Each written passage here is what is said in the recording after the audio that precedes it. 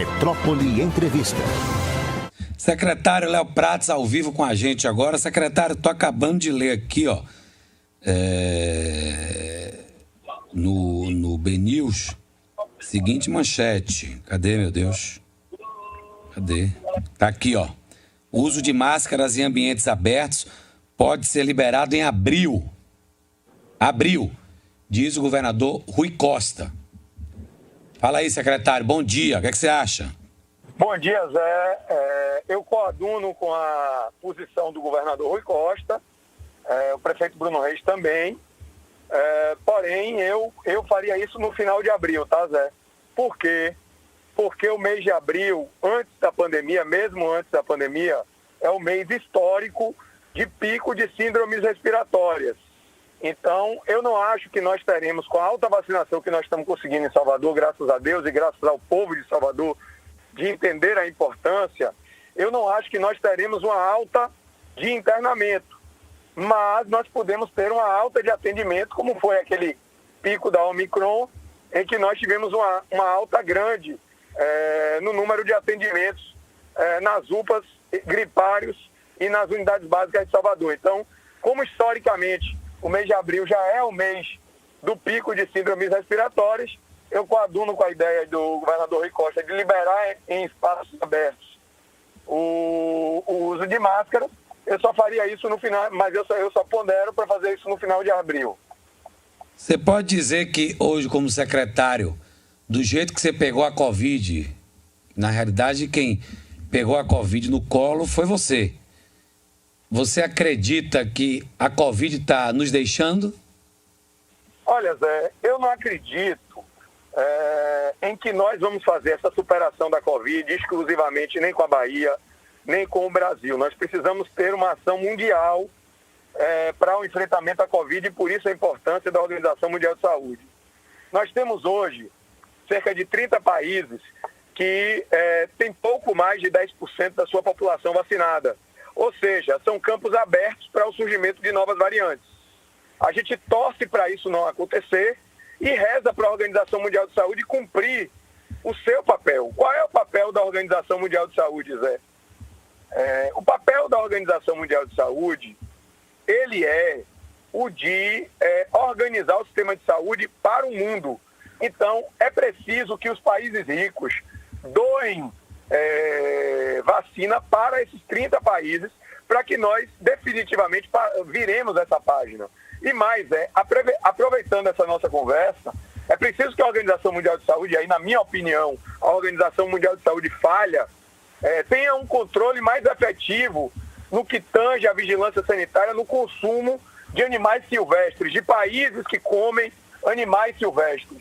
Então, nada contra a cultura de ninguém, mas é preciso ter segurança, porque todos sabemos que os vírus podem mutar nos animais e serem transmitidos por seres humanos. Mas o que é que eu acredito nesse ano, Zé? Eu rezo efetivamente para que nós possamos ter uma superação definitiva da pandemia, mas eu acho que nós controlaremos bem melhor, nós teremos um ano bem melhor. Agora depende também de parte aqui dos soteropolitanos e dos baianos. É inadmissível que 626 mil pessoas ainda não tenham retornado aos postos para tomar sua dose de reforço. Eu quero lembrar que a China começou a ter problemas com muitas pessoas vacinadas com 7 meses da segunda dose e Israel com 6 meses da segunda dose. Por isso que, no nosso entender, o Ministério da Saúde tomou uma decisão acertada, que foi a de dar a terceira dose com 4 meses para evitar qualquer tipo de retorno. Então, essas 626 mil pessoas podem complicar a vida de todos nós. E aí, Zé, eu queria chamar a atenção, queria lhe fazer uma pergunta, para ver se você sabe. Você sabe qual é o conceito matemático de insanidade? Diga aí. Fazer a mesma coisa sempre e esperar resultado diferente. Então, se aconteceu isso na China, se aconteceu em Israel, não adianta a gente estar fazendo todo esse esforço. Nós temos hoje em Salvador contratados mais de 500 pessoas extras para trabalhar na vacinação. Inclusive a FIEB fez mais um esforço. Eu queria agradecer a FIEB aqui na pessoa do seu presidente. Está mantendo vacinadores pagos pela FIEB para a vacinação dos trabalhadores da indústria. todo esse esforço que todos estão fazendo, sociedade civil, governos, imprensa, e a gente ter 626 mil pessoas que simplesmente decidem não retornar aos postos. Então isso é realmente um complicador grande para nós, para eu dizer assim, ó Zé, fique tranquilo que não vai acontecer nada esse ano, porque é um buraco de vacina muito grande. Meu querido Léo Prates, o carnaval passou. Já deu tempo suficiente para saber se iria pipocar ou não de Covid. Apesar de que vocês aí, prefeito Bruno Reis foi perfeito, segurou na unha, não teve carnaval em lugar algum, mas ele promete fazer um baita de um São João. Você já pode dizer que o São João vai ter em Salvador? Normal? Olha bem, Zé, eu posso afirmar para você com muita tranquilidade que, mantidos os atuais números, o prefeito Bruno Reis e o governador Rui Costa estão corretos e dá sim para fazer o São João, a gente voltar às nossas origens, à nossa cultura, a abraçar, porque realmente hoje, Zé, nós estamos variando aí a nossa taxa de retransmissão de 0,1 a 0,2. Então já dá, inclusive, para tecnicamente se fazer um debate, e aí eu concordo com o Ministério da Saúde, para o rebaixamento do caráter de pandemia para endemia no Brasil. Nós precisamos ter cautela, nós precisamos ter vacinação, mas eu acredito que, mantidos os atuais números, até o início do mês de maio, dá sim para fazer o São João, e é o que todos nós rezamos e trabalhamos para fazer, Zé. Me fale duas coisas. Você está deixando... Olha, tá chegando o café, quero agradecer demais a Deise aqui no estúdio. Café super quente que ela sempre traz essa hora. Muito obrigado, Deise. Muito obrigado de verdade pelo café. Meu querida, você passou por maus bocados, péssimos momentos. Teve hora que eu achava que você não ia suportar, mas conhecendo um pouco, eu dizia comigo mesmo, abandonar o barco ele não vai. Mas esse cara ele está exposto a qualquer tipo de doença. Sistema nervoso seu deve ter ido a 1000. Qual foi o seu pior momento e o melhor momento dessa pandemia, que você pode dizer pra gente, como secretário de saúde? Zé, eu vou unir as duas coisas, como secretário de saúde e como ser humano, tá? Porque, inclusive, às vezes dói bastante. As pessoas acham que um secretário de saúde, que um cara famoso como você, Zé, que é um dos maiores apresentadores dessa terra, é um cara que veio de Marte e foi colocado em determinado lugar e aí é só porrada, né? E a gente é ser humano, tem família, tem filhos, tem defeitos, tem qualidades, tem erros, tem acertos. A nossa humanidade faz com que nós não sejamos infalíveis, né? Mas a nossa humanidade também faz a gente se colocar no lugar do outro. Eu acho que isso eu fiz muito bem, que é percorrer os postos de saúde, as UPAs, ver o sofrimento das pessoas e dos profissionais de saúde, não me colocar como secretário, mas me colocar como um facilitador do trabalho dos profissionais de saúde para fazer aquilo que eles mais sabem, que não é o meu papel, que eu não sou da área, você sabe, que é fazer saúde e cuidar da vida das pessoas. Então, minha avó dizia uma frase, minha avó era uma pessoa de pouca cultura, mas muita sabedoria, minha avó não tinha nem o 1º grau, eu venho de uma família simples, graças a Deus. Minha avó dizia, só tem uma coisa, meu filho, que torna um homem inteligente em burro, a vaidade. Então isso eu procurei sempre botar o meu pezinho no chão. Exatamente. A minha sandália da humildade, ouvir as pessoas, todo mundo tem alguma coisa a contribuir. Mas meu pior momento, respondendo a sua pergunta, na minha opinião, como profissional e como ser humano, foi maio de 2020. Sem nenhuma sombra de dúvidas, por 3 aspectos. Maio de 2020 eu tive que tomar a decisão mais difícil da minha vida pública, a que mais me doeu.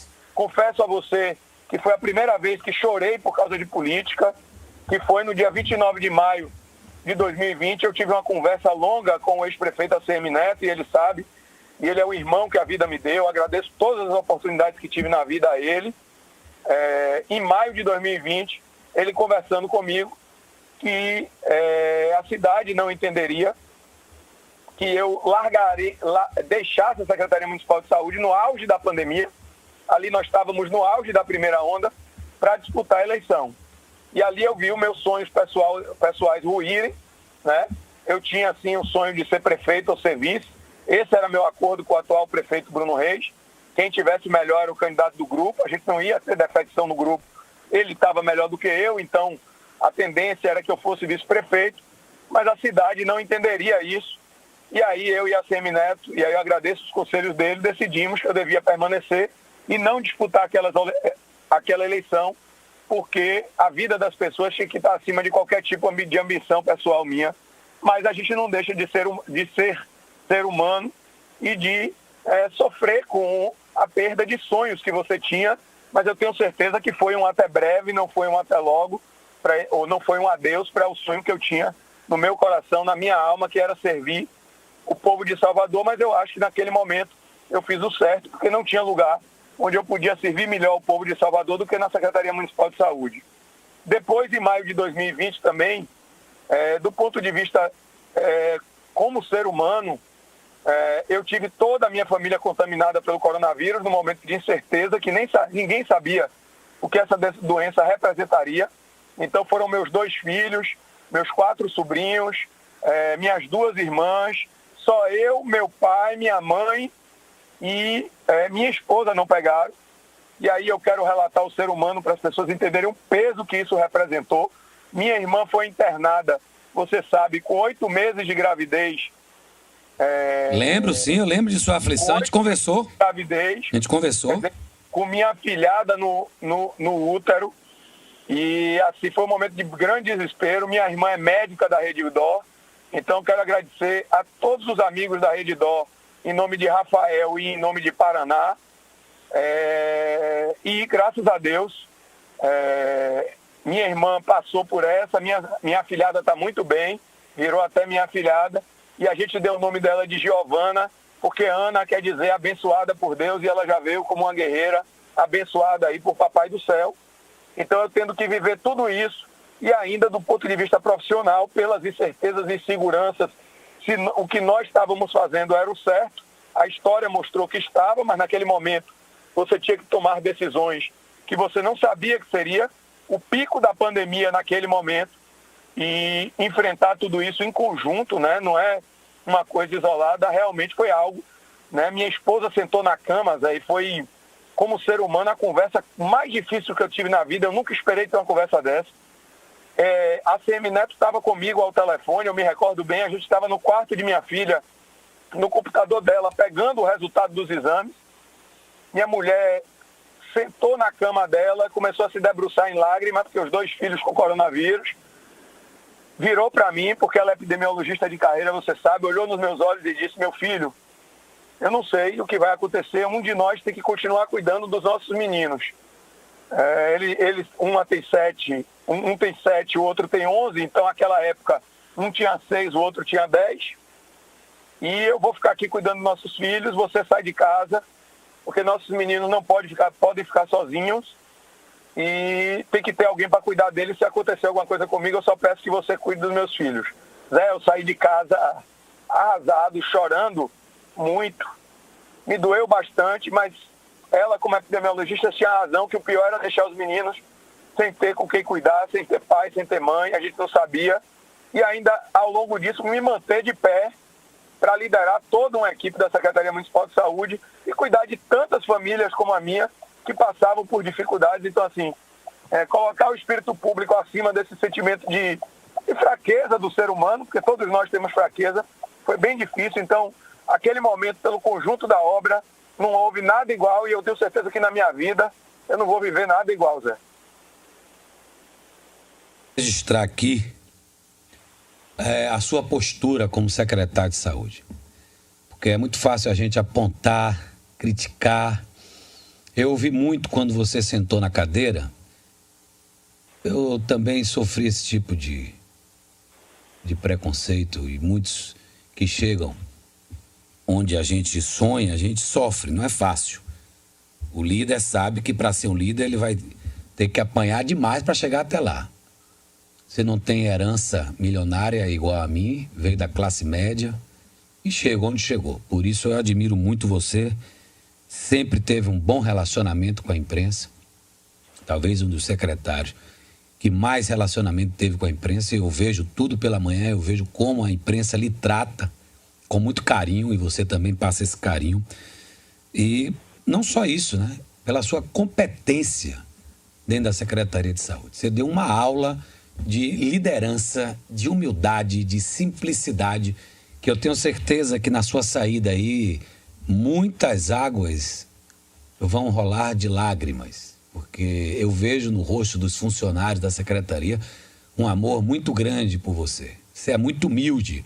Às vezes nós, viu, Léo, pagamos caro por essa humildade. Eu pago muito caro, porque tem pessoas que vão além e usufruem dessa nossa humildade e se aproveitam dessa nossa humildade. Mas aí a gente entrega a Deus. Eu quero desejar a você todo sucesso do mundo nessa nova empreitada. Você está saindo da secretaria para brigar por uma vaga na candidatura federal.